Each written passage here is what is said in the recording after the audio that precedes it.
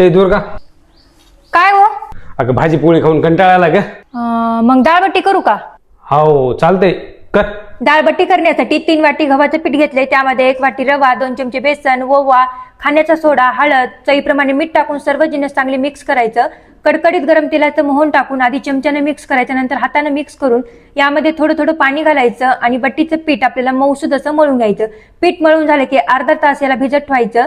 अर्धा तासानंतर काय करायचं, यामधला छोटासा गोळा घ्यायचा. बघा अशा प्रकारे आपल्याला याची वाटी करून घ्यायची. यामध्ये साजूक तूप भरायचं आणि हे वाटीनं आपल्याला पॅक अशी बंद करून घ्यायची. बघा नंतर आता याला वाफवून घेऊया. तर इथे मी इडलीच्या भांड्यात वाफवणार आहे. इडलीच्या पात्रात हे ठेवून दिलं आणि इडलीच्या पात्रात आपल्याला हे ठेवून आपल्याला अर्धा तास ही बट्टी वाफवून घ्यायची. बघा अर्धा तासानंतर आपली बट्टी वाफलेली आहे, थंड करून घ्यायची ना. अशा प्रकारे आपल्याला बट्ट्या कट करून घ्यायच्यात. बघा बट्ट्या कट करून झाल्यात, आता तळून घेऊया. गरम गरम तेलात बट्टी सोडून द्यायची, आलटी पलटी करून चांगली लालसर होईपर्यंत तळून घ्यायची. तर आपल्या अशाच प्रकारे बट्ट्या तळून झालेल्या आहेत. आता आपण बट्टी सोबत खाण्यासाठी डाळ तयार करून घेऊया. तर इथं गरम तेलात जिरे, मोहरी, हिंग, लसूण अद्रक पेस्ट टाकून चांगली परतून घेतली. कढीपत्ता, बारीक चिरलेला टोमॅटो टाकून परतून घेतला. आता यामध्ये लाल तिखट, धना पावडर टाकून चांगलं मिक्स करायचं.